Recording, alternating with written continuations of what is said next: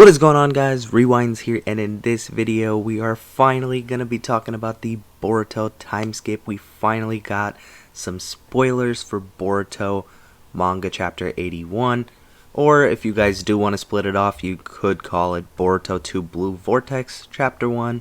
But it seems like that they'll be going with chapter 1. At least that's what I'm thinking so over here based off this first tweet by Abdul Zoldik over here, so shout out to him for the spoilers. And yes, I am still used to saying tweets despite the name change, and honestly I might keep saying that. But let's talk about what we got. First things first, we have a Boruto 2 Blue Vortex chapter 1 opening with a colored double spread page. Here's Boruto over here looking clean. I love the fit.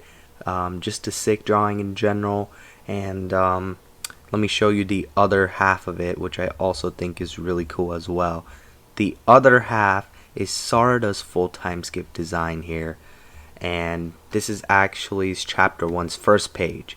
It says, "In the village of Konoha, which has undergone the great cataclysm, in the past, in front of the Hokage room, Sarada with a dissatisfied face." So this is her full fit. I definitely think it's a cool fit overall for her, and I know some people were really worried because of the whole short hair thing and like the whole collar and all that, and they were worried how the fit was going to turn out. Ultimately, I think it turned out fine. I think it's a cool fit for her, and it's nothing too exaggerated or nothing bad like design wise that a lot of people would get super nitpicky about, in my opinion.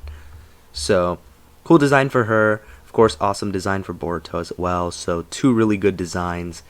And now we go into actual chapter spoilers, where the first thing we see is the current Hokage.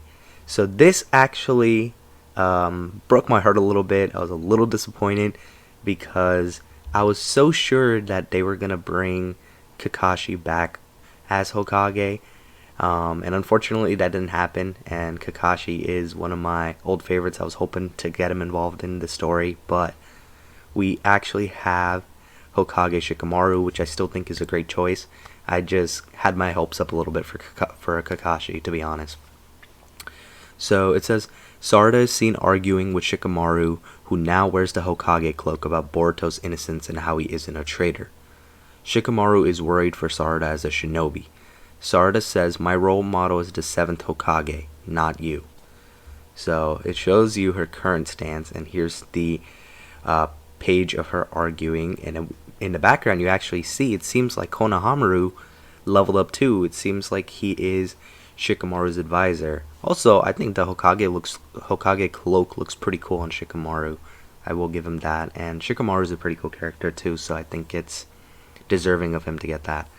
And then we got this cool little shot of Sarada kind of saying what she said at the end right there, that her role model is the 7th and not Shikamaru. So I guess we have the 8th Hokage, that being Shikamaru, and honestly it was a great choice because if it's not Kakashi returning, it would be the guy who advised both the 6th and 7th. I think that makes a lot of sense because Konohamaru is not ready yet, but I do like that he is an advisor because that kind of is hopefully setting him up for that role in the future to take over at some point, and then after that it'll probably be Sarada, but that's my guess. So moving up here, we actually get a first look at Kawaki's time skip design. He is seen entering the dimension where Naruto and Hinata are imprisoned in, and this is the dimension where time stops, as we've talked about in the past, and he pretty much just explains here, I guess, to the readers why Naruto and Hinata haven't aged. So here they are.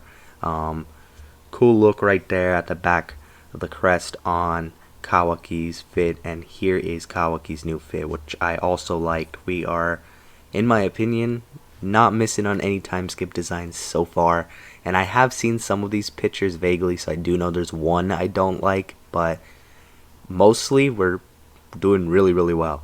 So I really like that design. Also, I am going to try not to stay on the images too long because I have gotten hit with copyright in the past for that, so if you do see me running through the images kind of quick, it's because of that. Next up, we see Sumire's design, and apparently there's no changes for Ida and Damon, and Sarada and Sumire are now speaking to Ida about the rewrite of history, and if there is anything they can do to reverse it. Ida says no, and further asks how were they able to retain their memories. So, this is cool that they're confronting her about this, but my question is, why did it take so long? I feel like there's a bunch of things that you would have typically expected to already happen, by now, since we're getting a timescape. Like, what happened the last few years exactly? That's kind of what I'm thinking, because isn't this something they could have done sooner? Or I'm interested to even see why Code took so long to invade, for example. Like, things like that I feel like are holes the anime is going to have to fill in. Or maybe they'll expand on flashbacks. But here's Sumire's timeskip outfit. I think it looks good overall. I do think that it's better than her first design in general, but it's not like super different per se. I mean, she looks mostly the same, just a little older, new fit. And I am interested to see what kind of role she's going to play now in the timescape, because she is involved a little bit more with Amado. So I don't know if she's keeping tabs still or whatnot, but it is interesting to see, how things may have changed with her, and I'm sure her friendship with Sarada is definitely developed, compared to earlier, since they both have the same memories. So Ida and Damon look the same, and then we have over here Sarada and Sumire confronting about that, and that's Damon at the bottom there. So let's move on to up here now, where I gotta give him props for this too. But Mitsuki gets a design upgrade. Mitsuki still has hate for Boruto and wants to kill him. So Sarada was definitely not able to change his mind. Kawaki says that Boruto cannot escape his eye, so Kawaki will know when he enters the village. He also can now fly. So first off, here, have a look at him flying. Pretty cool. And then over here, this is Kawaki talking with Mitsuki, and I also love Mitsuki's timeskip design. The anime honestly better follow all these fits like pretty accurately, because I know they like changing that stuff sometimes, but it looks really, really good in my opinion. So far, again, no misses on timeskip designs. Some of them so far have been decent. Not everyone's gonna like them, but I think a lot of them have been great personally. So let's move on up to the next part. So I'm fast forwarding over here to the next part right now. I did take a little bit to kind of just look at what the general reception was for a lot of these timeskip designs that I've shown already, and it seems like everybody so far up to this point where we're seeing Mitsuki, all the designs I've shown have gotten some pretty positive reception. So that's pretty cool to see. But yes, we do have more coming up, of course, and as you guys can see, there are some images on the upper right that we have right now that I'm going to be getting to soon. But be patient, we're getting there.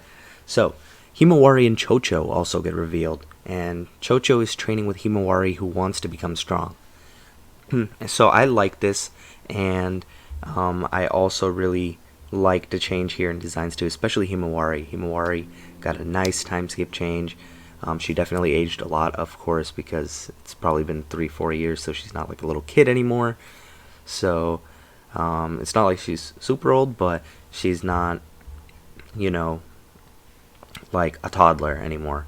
So here's her design and Chocho's design as well. I think Chocho looks pretty solid as well. Her new design is definitely not bad. And we see Chocho rolling at Himawari here, and they're training. It does seem like Chocho is stronger, of course, than Himawari, but that might just be, a training thing for now, and Himawari is just working a lot to get stronger. But nonetheless, really cool, and I like her desire to train. So it says, Himawari has doubts about Boruto being a bad guy, and further thinks that Naruto isn't dead. She has this inner feeling that he is alive somewhere. So, Himawari knows.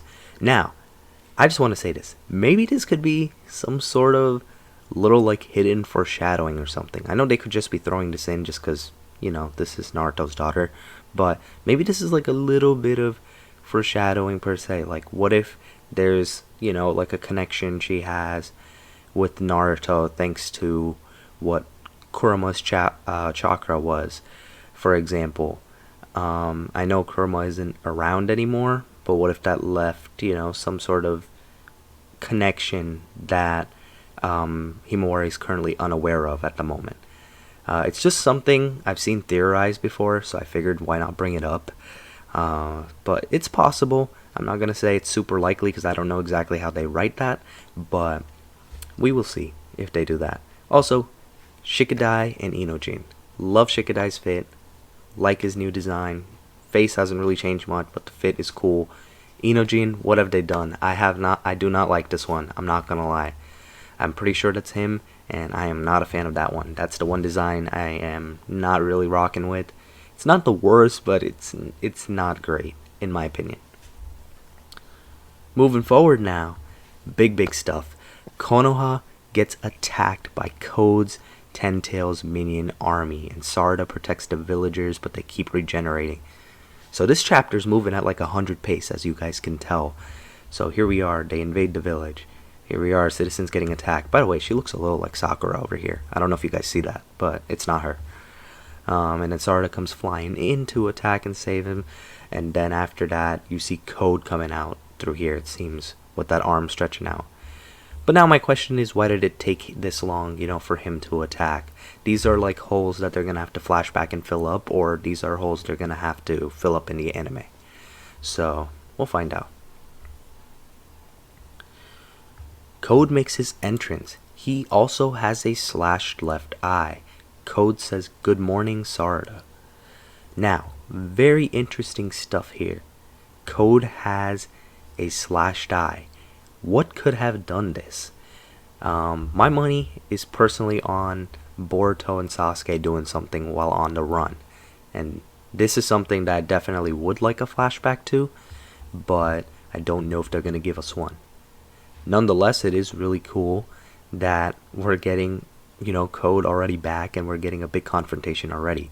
So it looks like right now it's setting up Code versus Sarada. But since I already saw what's to come, that's not what's going to be happening, I don't think. So here we go. Boruto Uzumaki is here. He arrives. Boruto says, "That's the kind of creepy thing that gets you in trouble with all the girls." Apparently Code was telling Sarada to scream for help, essentially. Hey, yo, I don't know where he said that, but I don't know what Code is thinking. But here we go. Boruto with the grand entrance comes in, stomps Code, it seems like. This will probably be a pretty cool entrance, and he shows up and he says that line, and then there's Sarada's looking in, a little bit of shock. So I think this is it. Oh no, we got a little more here. Yes, so we have the final 2 pages of the chapter. Sarada is shocked to see Boruto. Meanwhile, Kawaki is asserting, "You're out." Boruto, essentially meaning out of hiding. So the preview text says, "The whirlpool of destiny and fate to be mixed together once again." So here we are. Amazing shot. Another amazing ending page. So it seems like, we're just jumping straight to it. And it seems like, Kawaki didn't really, based off what he's saying here, it didn't seem like he's hunting him a lot during this time skip span. He kind of just said Boruto was hiding and, probably doing his thing, it sounds like. But now he's saying that he's out of hiding, so maybe he was just waiting for him to come back to the village. And now we're already going to get a major confrontation. So this is, Boruto 2 Blue Vortex Chapter 1. Imagine what this Chapter 2 is going to be like if Chapter 1 had this much going on.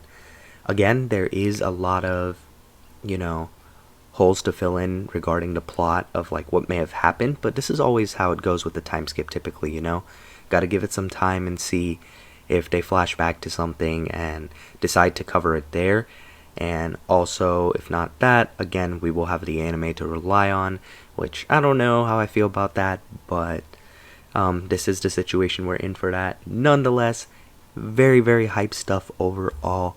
I am overall pretty happy with what I've seen so far, and I hope you guys are too. But let me go check real quick if there's anything else I need to add into this video that's out right now that I may have missed. And if not, I'm just going to wrap it up for now and then make another video on the full spoilers as they eventually end up dropping. So now I'm over here on Luana Roach's page, and she's a very reliable translator. So we do have this page translated. So pretty much it just says, so you decided to show up, Boruto, the vortex of fate collides again. And that's pretty much it, and I think that's the ending page of the chapter. She is probably going to post more, so I may make another separate video on it if she posts a lot. But another little thing is Sasuke's appearance is only going to be one small panel flashback, and I don't know, maybe they're saving an entrance for him too at some point. But overall, that's all it seems like we have right now, but a lot of spoilers so far. Definitely let me know what you thought of everything in the comments below. And yeah, hope you guys enjoyed the video. Share your thoughts in the comments. Be sure to leave a like if you guys did enjoy the video, and subscribe to my channel if you guys are new. I hope you guys have a good day or night whenever you guys are watching this video. I'm Rewinds, and I'm out.